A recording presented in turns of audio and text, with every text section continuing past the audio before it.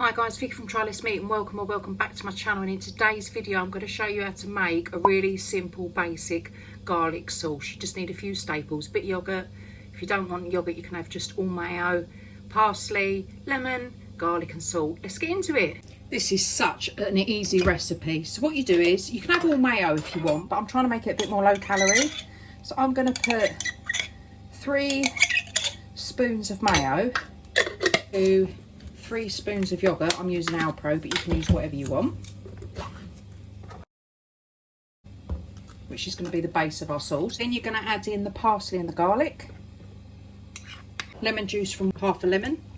Got to be careful not to add too much in, otherwise it will make it really runny.